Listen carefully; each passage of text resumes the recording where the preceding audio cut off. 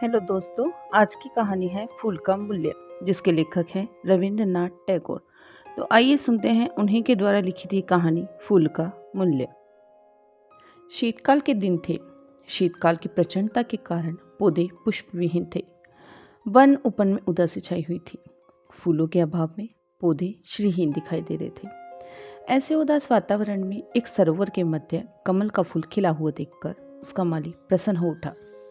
उस माली का नाम सुदास था। ऐसा सुंदर फूल तो कभी उसके सरोवर में खिला ही नहीं था। सुदास उस फूल की सुंदरता पर मुग्ध हो उठा। उसने सोचा कि यदि मैं यह पुष्प राजा साहब के पास लेकर जाऊंगा तो वे प्रसन्न हो उठेंगे। राजा साहब पुष्पों की सुंदरता के दीवाने थे। इस शीतकाल में जब पुष्पों का अभाव है, तब इतना सुंदर पुष्प देखकर उसे इसका मनचाहा मूल्य मिलने की उम्मीद थी। वह सहस्त्रदल कमल के फूल को देखकर मन ही मन फुलाने समा रहा था। वह उस फूल को लेकर राजमहल की ओर चल पड़ा। वह मनचाहे पुरस्कार की कामना में डूबा हुआ था। राजमहल पहुंचकर उसने राजा को समाचार भिजवाया।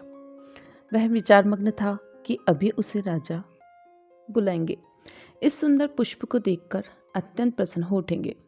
अच्छे मूल्य की अभिलाषा में वह यत्नपूर्वक उस पुष्प को पकड़े हुए उसे प्रेमपूर्वक निहार रहा था। राजमहल के बाहर खड़ा वह राजा द्वारा बुलाए जाने की प्रतीक्षा कर ही रहा था कि तभी राजपथ पर जाता हुआ एक सभ्य पुरुष कमल के फूल की सुंदरता पर मुग्ध होकर सुदास के पास आकर पूछने लगा, फूल बेचोगे? मैं तो यह फूल राजा जी के चरणों में अर्पित करना चाहता हूँ। सुदास यह उत्तर देकर चुप हो गया। तुम यह फूल राजा जी को देना चाहते हो, किंतु मैं तो यह फूल राजाओं के भी राजा जी के चरणों में अर्पित करना चाहता हूँ। भगवान तथागत यहाँ पधारे हैं। बोलो, तुम इसका क्या मूल्य लेना चाहते हो? मैं चाहता हूँ कि मुझे इसके बदले 1 माशा स्वर्ण मिल जाए। उस पुरुष ने तत्काल यह मूल्य स्वीकार कर लिया। तभी शहनाइयां बज उठी, मंगलवाद्य बज उठे।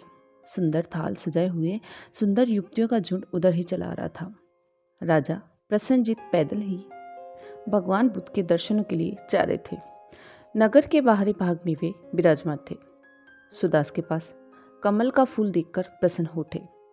इस प्रचंड शीत में फूल कहीं ढूंढने से भी नहीं मिल रहे थे। ऐसे में इतने सुंदर फूल को देखकर उनका मोहित होना स्वाभाविक ही था। उनके पूजा की थाली में पुष्प ही की ही कमी थी। राजा जी ने सुदास से पूछा, इस फूल का क्या मूल्य लोगे? सुदास बोला, महाराज, फूल तो ये सज्जन ले चुके हैं। कितने में? राजा जी ने पूछा। 1 माशा स्वर्ण में, सुदास ने कहा। राजा जी ने कहा, मैं तुम्हें इस पुष्प के बदले 10 माशा स्वर्ण दूंगा। राजा जी की वंदना करके उन सज्जन ने कहा, सुदास, मेरी तरफ से 20 स्वर्ण माशे ले लो। राजा जी से निवेदन करते हुए सज्जन बोला, महाराज, आप तथा मैं दोनों ही तथागत के चरणों में यह पुष्प अर्पित करना चाहते हैं। इसलिए आप और मैं इस समय राजा या प्रजा ना होकर 2 भक्तों की तरह ही व्यवहार करें तो ज़्यादा उचित होगा। भगवान की दृष्टि में सभी भक्त एक समान होते हैं। मधुर वाणी में राजा प्रसन्नजीत ने कहा, भक्तजन, मैं आपकी बात सुनकर प्रसन्न हुआ। आप इस पुष्प के लिए 20 माशा दे रहे हैं, तो मैं इसका मूल्य 40 माशा स्वर्ण देने के लिए तैयार हूँ। तो मेरे भक्त के वाक्य पूरा करने से पहले सुदास बोल पड़ा, हे राजन, हे भक्तजन, आप दोनों ही मुझे क्षमा करें। मुझे यह पुष्प नहीं बेचना है। इतना कहकर वह वहां से चल पड़ा। वे दोनों आश्चर्यपूर्वक उसे देखते रह गए। सुदास पुष्प लेकर गौतम बुद्ध के स्थान की ओर चल पड़ा। वह सोच रहा था कि जिस बुद्धदेव को देने के लिए यह दोनों इस पुष्प की इतनी कीमत देने को तैयार है, यदि मैं स्वयं ही उन्हें ये पुष्प अर्पित करूं तो मुझे और अधिक धन की प्राप्ति होगी। वह महात्मा बुद्ध के स्थान की ओर चल पड़ा। उसने देखा कि एक बट वृक्ष के नीचे महात्मा बुद्ध ध्यानमग्न पद्मासन अवस्था में बैठे थे। उनके मुख पर एक अद्भुत आभा थी। चेहरे पर अद्भुत तेज था। होठों पर हास्य की स्मित रेखा थी। पूरा व्यक्तित्व एक अनूठा प्रभाव लिए हुए था। सुदास उन्हें देखकर अपने होशो हवास भूलकर आदरपूर्वक निर्निमेष भाव से उन्हें निहारने लगा। आगे बढ़कर उसने आदरपूर्वक उनके चरणों में वह फूल अर्पित कर दिया। उसका तन मन एक अलौकिक सुख का अनुभव कर रहा था। महात्मा बुद्ध ने उससे एक प्रश्न किया, हे वत्स, क्या चाहिए? आपकी क्या इच्छा है? सुदास मधुर स्वर में बोला, कुछ नहीं, बस आपका आशीर्वाद चाहिए।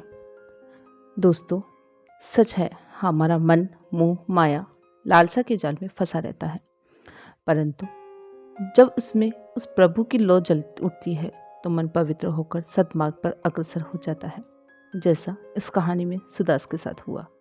धन्यवाद।